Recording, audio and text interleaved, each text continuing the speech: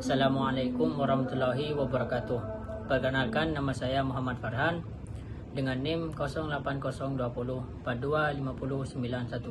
Pada kesempatan ini saya akan membahas mengenai akad mudharabah, musyarakah, rohan dan qadar dalam perspektif fikih muamalah serta penerapannya di lembaga keuangan syariah atau perbankan syariah.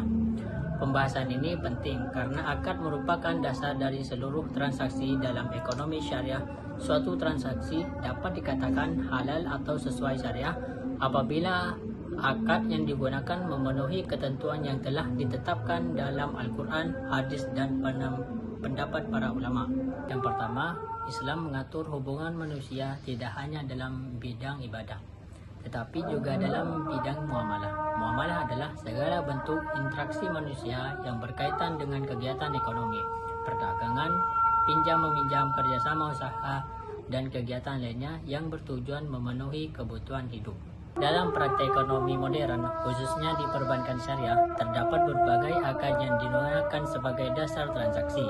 Di antara akad yang paling sering digunakan adalah mudharabah, musyarakah, rohan, dan qadar. Keempat akad tersebut memiliki tujuan, mekanisme, dan ketentuan yang berbeda. Oleh karena itu, penting bagi kita untuk memahami konsep dan penerapannya agar dapat membedakan mana transaksi yang sesuai syariah dan mana yang transaksi yang tidak sesuai syariah. Pertama, akad mudharabah. Akad mudharabah adalah akad kerjasama usaha antara dua pihak, yaitu pemilik modal dan pengelola usaha. Dalam akad ini, pemilik modal disebut syahibul ma'af, sedangkan pengolah usaha disebut mudharrib. Pemilik modal menyediakan seluruh dana yang dibutuhkan sementara pengelola bertugas menjalankan usaha tersebut. Keuntungan dibagi berdasarkan kesepakatan yang telah ditentukan di awal akad, sedangkan kerugian ditanggung oleh pemilik modal selama kerugian tersebut bukan akibat kelalaian atau kecurangan pengelola. Dasar hukum mudharabah. Dasar hukum mudharabah terdapat dalam Al-Quran, salah satunya pada surat Al-Muzammil ayat 20 yang menjelaskan tentang aktivitas manusia yang berpergian di muka bumi untuk mencari karunia Allah. Selain itu, akad mudharabah juga didasarkan pada praktik yang dilakukan oleh Rasulullah SAW sebelum beliau diangkat menjadi nabi ketika mengelola perdagangan milik Sayyidina Khadijah. Praktik mudharabah di perbankan syariah contohnya adalah deposit mudharabah. Nasabah menempatkan dananya di bank syariah. Dana tersebut kemudian dikelola oleh bank untuk kegiatan usaha yang halal. Keuntungan yang diperoleh dibagi sesuai nisbah yang telah disepakati. Contoh yang sesuai syariah, seorang nasabah menyimpan dana sebesar 100 juta pada deposito mudharabah dengan nisbah keuntungan 60/40. Apabila usaha memperoleh keuntungan, maka keuntungan dibagi sesuai nisbah tersebut. Praktik ini sesuai syariah karena menggunakan sistem bagi hasil dan tidak menjamin keuntungan tertentu. Contoh yang tidak sesuai syariah, bank menjanjikan keuntungan tetap sebesar 10% setiap tahun tanpa memperhatikan hasil usaha. Praktik ini tidak sesuai syariah karena menyerupai sistem bunga yang mengandung unsur riba. Yang kedua, akad musyarakah. Pengertian musyarakah adalah akad kerjasama antara dua pihak atau lebih yang masing-masing memberikan kontribusi modal untuk menjalankan suatu usaha. Keuntungan dibagi berdasarkan kesepakatan, sedangkan kerugian dibagi sesuai porsi modal yang disertakan.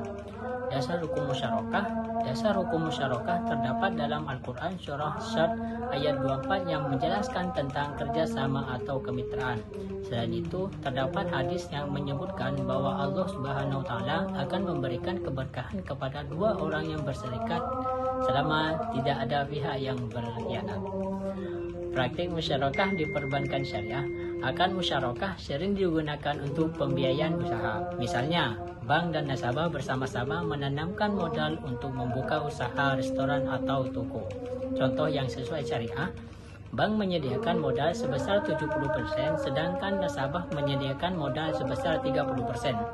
Keuntungan dibagi sesuai kesepakatan, misalnya 60% untuk bank dan 40% untuk nasabah. Jika terjadi kerugian, maka kerugian dibagi sesuai porsi modal. Praktek ini tidak sesuai syariah karena menerapkan prinsip berbagi risiko dan keuntungan. Contoh yang tidak sesuai syariah, bank meminta seluruh kerugian ditanggung nasabah. Meskipun bank itu menanamkan modal, Praktek ini tidak sesuai karena bertentangan dengan prinsip musyarakah yang mewajibkan pembagian risiko secara adil. Yang ketiga, akad ron. Pengertian akad ron. Ron adalah akad gadai, yaitu menahan suatu barang sebagai jaminan atas utang yang diberikan kepada seseorang.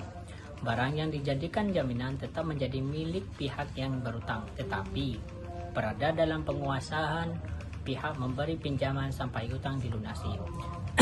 Dasar hukum ron. Dasar hukum ron terdapat dalam surah Al-Baqarah ayat 283 yang menjelaskan tentang barang jaminan dalam transaksi utang piutang.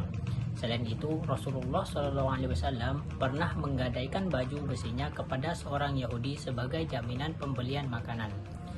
Praktik rohan di lembaga keuangan syariah, contohnya adalah gadai emas syariah. Nasabah yang menggadaikan emas kepada lembaga keuangan syariah untuk mendapatkan dana tunai. Contoh yang sesuai syariah, lembaga keuangan hanya mengenai biaya pemeliharaan dan penyimpanan emas.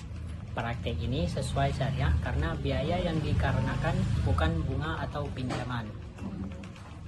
Contoh yang tidak sesuai syariah, pihak memberi pinjaman mengambil manfaat dari barang gadai untuk kepentingan pribadi tanpa izin pemilik. Misalnya, menggunakan kendaraan yang digadai untuk kepentingan sendiri. Hal ini tidak sesuai syariah karena termasuk mengambil manfaat dari pinjaman yang dapat mengarah kepada riba. Yang keempat, akad qard. Pengertian qard adalah akad pinjaman yang diberikan kepada seseorang dengan kewajiban mengembalikan pokok pinjaman tanpa tambahan yang disyaratkan. Akad ini termasuk akad tolong-menolong yang bukan akad yang bertujuan mencari keuntungan. Dasar hukum qard terdapat dalam surah Al-Baqarah ayat 245 tentang pinjaman yang baik atau qard hasan. Islam sangat menganjurkan membantu orang yang membutuhkan melalui pinjaman tanpa mengambil keuntungan.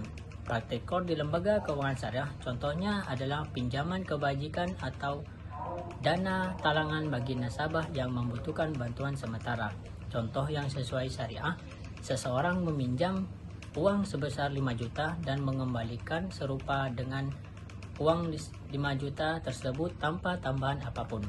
Praktek ini sesuai syariah karena tidak ada unsur riba. Contohnya yang tidak sesuai syariah, pemberi pinjaman mensyaratkan pengembalian yang aslinya 5 juta menjadi 6 juta.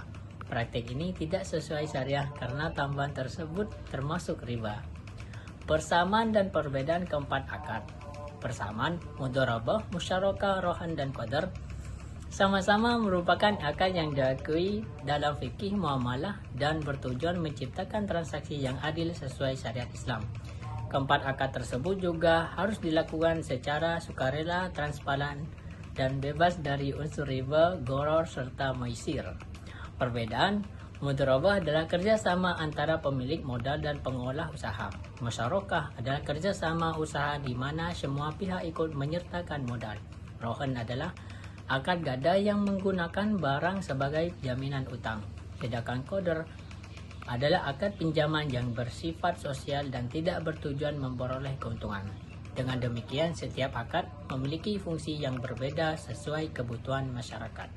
Analisis dan argumentasi syariah. Mengapa praktek-praktek tertentu dinyatakan sesuai syariah? Karena transaksi tersebut memenuhi prinsip keadilan, transparan, kerelaan kedua belah pihak, serta bebas dari